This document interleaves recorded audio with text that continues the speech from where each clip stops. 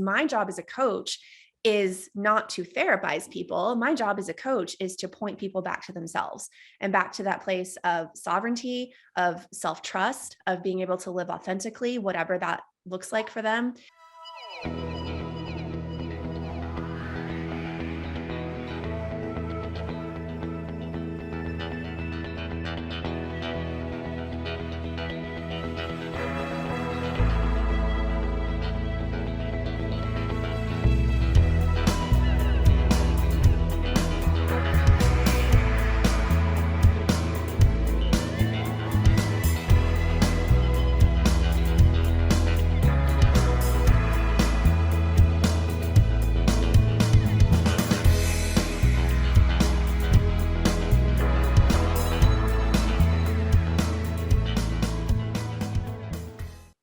Hi, everybody. I'm Dr. Kristen Donnelly, one of the good doctors of Abbey Research.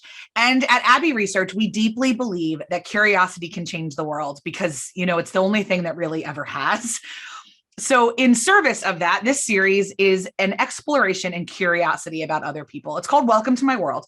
And I get the incredible opportunity to talk to folks from all over the world about something that's happening in their lives or something they know about, that if the rest of us knew about it, our experience as a human would be richer, because none of us really know how to human by ourselves, and we're biologically programmed to do it together. But of course, we're all bad at it. So this is this constant learning process. And Welcome to My World is a huge part of my personal learning process, and hopefully yours as well. My guest today is somebody that I have definitely learned from. Lindsey Lockett is somebody I found on Instagram and slid on into her DMs in a non-creepy way and was like, hey, can we talk about your work? She's the host of the Holistic Trauma Healing podcast. She left behind dogmas of fundamentalist religion and toxic wellness culture, of which we talk about here on this channel. She experienced her own dark night of the soul, and the healing journey that followed. She realized that trauma affects whole people. And so we have to talk to whole people. Anyone who's been following our work here at Abbey Research know that I gave 2 recent TEDx's on trauma. And so I love talking about how we can reframe and how we can understand trauma in a different way. Although she's benefited tremendously from therapy and psychiatry, modalities never fully resonated with Lindsey, and she found that she was forcing herself to fragment rather than heal holistically. So she set out to find an affordable, accessible approach and, didn't really it was a journey that I'm sure we're going to hear more about, because that's not exactly a simple solution. She works one-on-one with clients as a trauma educator as coach. She's created the Trauma Healers Circle, an online community of empowered women who cheer each other on. She lives in the North Woods of Minnesota with her husband and 2 teenagers, God bless you, and enjoys growing her own food, making plant medicine, and cold plunging in Lake Superior. Well, what a bio. Lindsey, thank you so much for joining me. Hi, thanks for having me, Kristen. I'm happy to be here. Oh, well, first of all, I'd love to hear a little bit more about this idea of fracturing versus holistic. So when you were in the traditional therapeutic modalities, it sounds, from what I've learned from you and from what we've kind of said here, it was really only talking about you as an individual, and it wasn't doing like systemic type things. Is that really what you were facing? Yeah, that's exactly what I was facing. And I wasn't in the traditional or conventional world ever fully. I've always been kind of a crunchy granola hippie kind of person. And so I have spent the majority of my adult life over in crunchy hippie granola world. But then whenever I had my total fucking breakdown, I had to step out of that world, and I had to step into the world of psychiatry, which was quite frankly terrifying to me. There was so much uncertainty, and just, you never know. You're about to put shit in your body that alters your neurotransmitters and your brain chemistry. And you just never know. Right. So that was a big risk for me. I had been seeing a therapist and doing a lot of EMDR for about 3 years. And it was helpful. Psychiatry was helpful, but still my roots of being this crunchy granola holistic minded person were just not represented there. I don't feel like. And what I realized through that process was that holistic doesn't just mean crunchy granola hippie. Holistic means whatever you need. If you're addressing yourself as a whole person, what does your whole person need? It really might need psychiatry. for a bit or forever, who knows, right? It really might need therapy. It really might need modifications to your diet to support your brain. It might need some granola stuff like energy healing, chakra balancing, stuff like that. And so holistic to me doesn't mean natural. Holistic to me means whatever you as a whole person needs, it's all allowed. I love that. So I'm not surprised to hear this kind of talk from you coming out of toxic wellness, because one of the things of toxic wellness is that it posits itself as the only solution. So like whatever you're doing, whether that be chakras or crystals or whatever, it has to be the whole thing. You're not allowed to cherry pick from other stuff. Right. And so I would imagine that when you started realizing this, it was a little bit of a shock to your own system that you could pick from a wider thing than you had been taught before. Because obviously fundamentalist religion is a lot about the narrow typing of your choices. Yeah, absolutely. It really is. And so is toxic wellness culture. It's like, it's allowed as long as it's natural, like there's always that caveat. In Christianity, it's allowed as long as it aligns with the Bible. So there's always these caveats about what is allowed. And what I realized in my own process was that if I had to stay within a rigid framework of a system, it wasn't going to work for me and I wasn't going to heal. So I had to actually step outside of systems altogether. Like I didn't even want to cherry pick from systems. I wanted to say, you know what? I'm going to step out of systems. I'm not going to label myself as anything. So I'm going to throw off labels of what kind of food I eat. I'm going to throw out labels of what kind of lifestyle I live. I'm going to and I still am like a crunchy granola vegan, and not vegan, sorry, a crunchy granola hippie at heart. But like veganism, for example, is one of the ways that sometimes we get really rigid, right? Yeah. So it's like having a broader, bigger picture view versus this like tiny little lens that you're looking through. And you're like, I can only heal within this lens. Yeah. And when you step outside of those systems and you don't have to label it anymore, then suddenly the lens becomes like really big, and then your options are greater and you're really going to find what resonates for you. I like that. So when you said veganism, it's funny. I have a friend who's a vegan chef and she's a coaching coach as well. And none of her clients are vegan. It makes me laugh every single time. She's like, I'm always trying to move you guys there. And I was like, cheese. Like, I'm sorry. Like, it's just, I love you, but cheese. But burgers and bacon. Yeah, I'm so sorry. And it's one of the reasons I recommend her to people. Cause I'm like, hey, she knows like for her body, this is what works best, but she's also a food scientist. So she understands, food. Yeah. So the balance between coach and therapist is something I would imagine sometimes you walk fairly finely. Yeah, because I'm not a therapist. Yeah. Yeah. Yeah. Yeah. I definitely don't advertise myself as a therapist. I put disclaimers and notifications all over the place. I want to be very, very transparent that I don't have any kind of training in therapy. I don't have a degree in therapy. I don't have any psychology formal training. I am a completely self-taught person. And I didn't even teach myself all of this with the intention of becoming a trauma coach. I was literally just trying to save myself. And I wasn't getting what I needed from psychiatry and from therapy, even though there were certain things about those things that were helpful. It still wasn't the complete picture. And so I was like, okay, I gotta start educating myself, because I'm not getting this education from my therapist. I'm not getting this education from my psychiatrist. I'm not getting this education from my naturopath. It's like all of these authority figures, that are valuable. Like, I'm not dissing therapists or naturopaths or psychiatrists. It's just that it just didn't resonate completely with me. And this is the spiritual, like woo-woo side of me, is like, even if you've got 20 scientific studies that show why something is beneficial or helpful, if it doesn't feel like a yes in my body, it's not going to work for me, because I'm much more about intuiting, which is what I feel like sets me apart from a therapist, because I intuit with my clients. Like, I actually go into my coaching sessions with the intention that my highest self is connecting to their highest self, and whatever they need, like, it will come through in some way. And then I also am a human being to my clients. So I don't sit in front of them with like a clipboard and like take notes while they talk to me. Like I share personal things from my own life. I talk about my lived experience. I share my struggles. And I do that because it enables us to build a trust with each other so that they know they're not talking to a robot or they're not talking to someone who's not a human being. They're talking to a human being.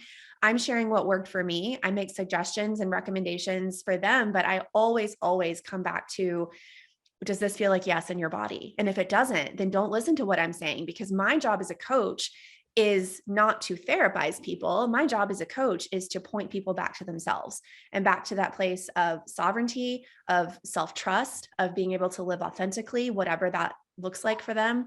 And so there's not a neat little box or equation that we follow to get there. It's like whatever it takes to get there is what we do, with me being very intuitive and also honoring my clients' sovereignty and autonomy the entire way.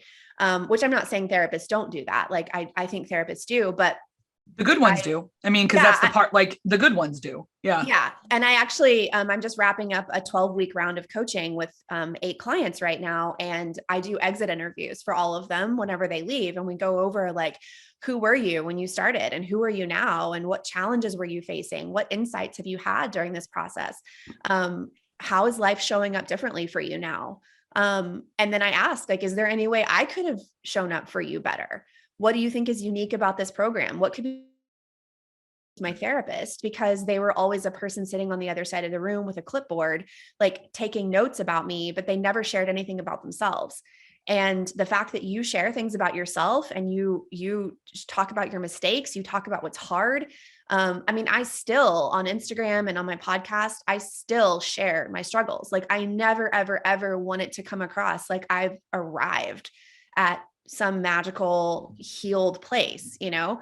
I'm still going around mountains. I'm still uncovering layers. I'm still discovering more of who I am. I'm still exposing limiting beliefs and unpacking those. And I'm not saying therapists don't do that, but I think because of the red tape that therapists have and boards that they have to answer to and all of that, I think it really prohibits what they're allowed to express on a personal level and how they're allowed to personally connect with their clients. And so I've had a lot of people on Instagram be like, well, why don't you just become a therapist? Like you'd make a great therapist. And my answer is, I know I would make a fucking good therapist, but I'm also like a rebel against authority and I question authority. And if suddenly there was like a governing body over me that's going to make me not be able to express myself authentically, again, that's a no in my body. So that's my answer.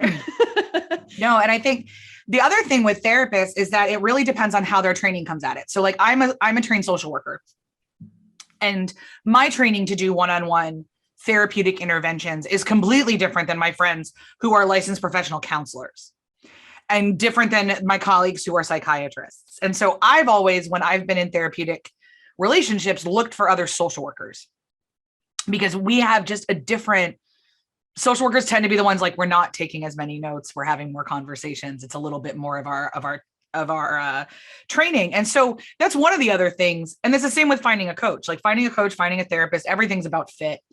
And it's whatever works for people to be able to be in better relationship with themselves is what people should be doing. Yep. So I do want to bring up this word that I don't think I read in your bio, but I'm looking at, which is ancestral, as we go back to trauma talk.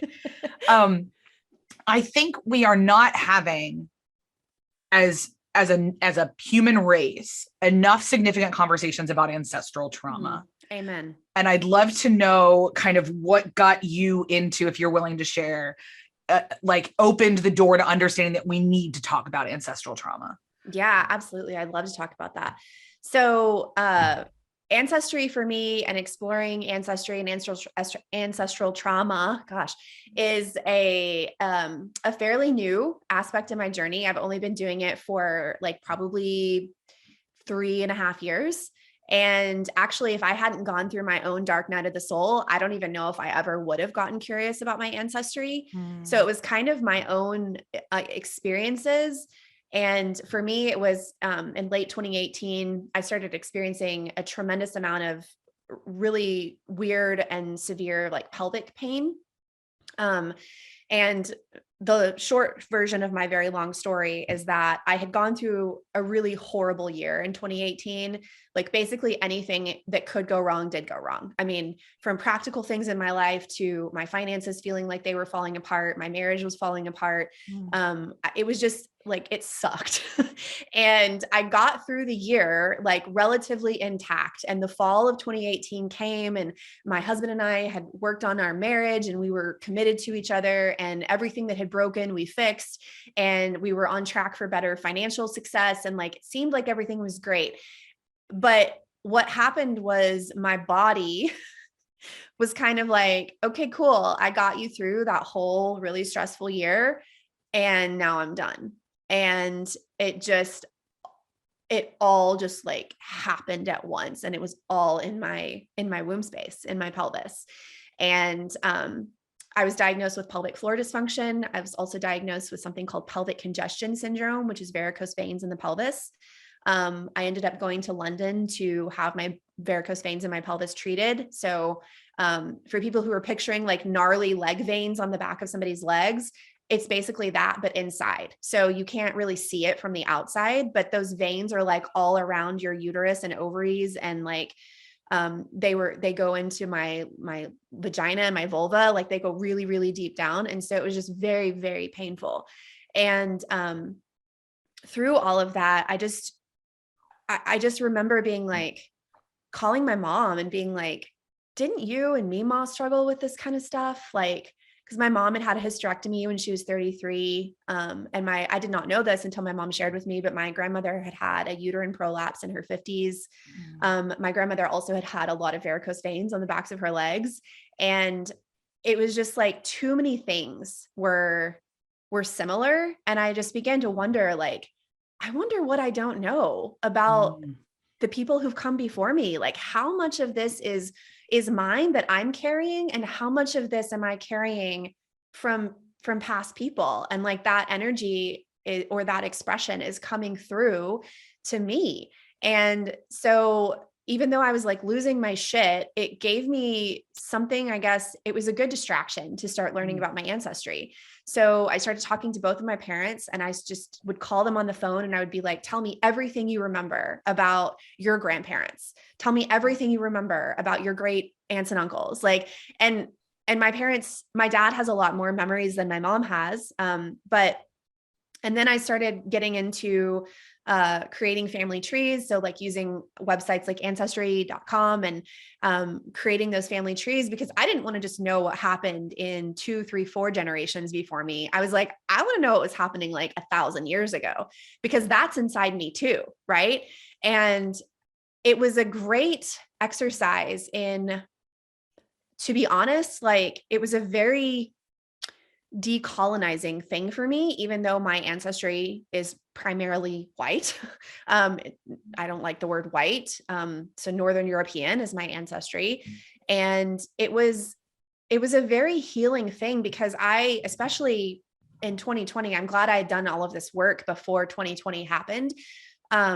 Because what I realized was that even though my Northern European ancestors were all what we would call white, that they had been colonized by other white people. So I have a lot of Scottish Highlander ancestry. And for people who watch the movie or the show Outlander, they know that in the 1740s, there was a battle in the Scottish Highlands called the Battle of Kaladen. And that was basically the end of the Scottish Highlander way of life. So that broke apart the clans for a long time. Their plaid, their tartans were banned. They weren't allowed to wear their kilts or their plaid that represented their clans.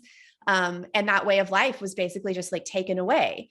And it was done by the British. And so I have a lot of Scottish Highlander ancestry, but people look at Scottish people and they're like, but they're white. But they had this tribal way of life, this indigenous almost way of life that was taken away from them.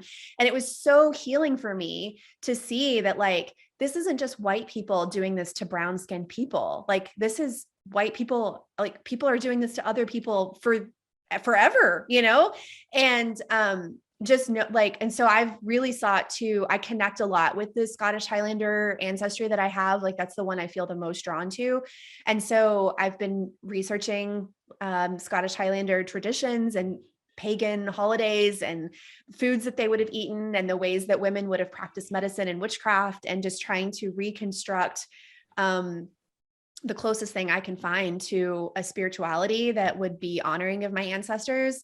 I continue to work with my Mima as one of my main ancestral guides, and I have a picture of her. And anytime I do any kind of ceremony or ritual, her picture is on my altar, and I have a symbol for her. It's the hummingbird. So anytime I see a hummingbird, I know she's kind of winking down at me and guiding me. And I truly believe that in doing the work that I'm doing on a spiritual level, but also on a physical level. And for example, going to pelvic floor physical therapy, like if my Mima had had access to pelvic floor physical therapy, she might not have had a uterine prolapse in her 50s. You know, if my mom had had access to better gynecological care, she might not have had a giant uterine fibroid and need to have a hysterectomy when she was 33. So we can't go back and change those things, but I can absolutely acknowledge that the trauma of all of that lives in my mother's body and in my grandmother's body and in her body before that. And I don't know if your viewers are familiar, but there's an image or a meme that kind of circulates around, and it shows like the body of a grandmother pregnant with her daughter, and then inside the fetus's body is the cells that will one day be her daughter. So what makes me up now was inside my grandmother's body at one point. And that's really special to me. Like that's so special to me. And I feel a connection with my maternal lineage much more deeply than I do my paternal lineage. So just I think it's like nobody in my ancestry before has even had the words ancestral trauma in their vocabulary, you know? So it's like, I'm the first one with the awareness of it. And I know that it's not my responsibility to heal all of it, but because I'm the first one with the awareness, I know it's my responsibility to do what I can. So that's how I would explain ancestral trauma. It's all fascinating, especially. So I'm Scottish Lowlander, Okay. and we're one of the tribes is Lowlander, and one of the tribes is like mid to Highlander, and so it's something that we carry in our family as well, and talk a lot about what it means to be a Scottish woman and all those things. And my husband is Irish, and so I usually teach the history of the world as everything was fine, and then the British showed up. Yeah. So I definitely resonate with what you were saying there. Yeah. But also if you think about it, I mean, I don't want to get too deep into the history of it, but like, yeah, the British showed up, and the British like fucked up India, and they fucked up Africa, and they fucked up Scotland, and they fucked up like the indigenous people in North America. And like, yes, all of that. But before they were British, like they were tribal people living on an island. Right. And who came and fucked with them? It was the Romans, the Roman Empire, right? The expansion of the Roman Empire, right? And the Vikings as well. So if people really understood how far back this kind of stuff goes, it would be way less black versus white. It would be so much less that, because we have all been colonizers and we have all been colonized. And so like we carry the trauma of both within us. And that's what needs to heal, in my opinion. Totally fair. I think we got to, to really talk about we're all colonized and we're all colonized. We got to talk about a little bit more equity and economic. Oh my God. Yeah. That's totally that's totally a different conversation. So we'll hit pause on that, but for sure. We're wrapping up our time. I want to be conscious of your time. And I'd love to know if you could tell everyone kind of the basic thing about what you'd wish for them to know about their trauma. Like what would it be? It lives in your body and not in your head. Yeah. Okay. It lives in your body. And the way back to yourself is not a mental path. It's an embodied path. And we got to drop out of our heads and drop back into our bodies and feel the things. We got to feel the things. Grieve the things, feel the grief. And we're so afraid of the sensations in our body, right? Because emotions come with uncomfortable sensations. And we're so afraid of the sensations in our body that we don't allow ourselves to feel, because we don't want to feel it because it's scary. But if people understood that the sensations of your body are not going to kill you, they're not going to hurt you. Your body is magical and amazing. And like, if you can be with those sensations without judging, without trying to fix them, without trying to control them or micromanage them, without pretending that they're not there, without like, if you can just be with them, then your body will tell you everything. It really will. And trauma disconnects us from our bodies, and it makes us retreat up into our heads because the sensations in our bodies are too uncomfortable, and we have to come back to that, and we have to feel the discomfort of that. And it is really fucking uncomfortable. But there isn't any other way. So that's how I'd say it. That's fantastic. And how can our viewers find you? Oh, okay. So my website is lindseylockett.com. I have a membership called the Trauma Healers Circle that is open. You can join anytime, and there are special perks for people who are in my membership. You can also find me on Instagram at I am Lindsey Lockett, and Lindsey is with an EY instead of an AY. And I'm on the Holistic Trauma Healing podcast, which you can listen to anywhere that you listen to podcasts. And if you want to work one-on-one with me, I'm also a trauma coach. And so people can email me, DM me if they're interested in that. I'm currently, well, I guess by the time this video airs, I won't be, but I am currently right now looking over applications for my next round of people to go through my coaching program. And it's an ongoing thing because who knows when someone will watch this. We're talking in December. Right. You guys are going to see this for the first time in February of 22, but who knows? Yeah. YouTube is forever. So it is. And all of those links that Lindsey just mentioned are going to be below in the show notes. As I said, I've been following her Instagram for a little while. And so it's a space that I would definitely recommend. Lindsey, thank you so much for joining us. Thanks, Kristen. It was a pleasure. And pals, it's been an honor spending time with you. We know that time is something that none of us can renew. So every time you choose to spend with the good doctors, we honor it deeply. I hope that as you move forward from this video and into whatever the next breath is for you, that you would remember that you are already enough. And whatever healing looks like for you, we encourage you to chase it. So I am Dr. Kristen Donnelly. My guest has been Lindsey Lockett. This is Welcome to My World, and I'll see you guys next time. Bye. Bye.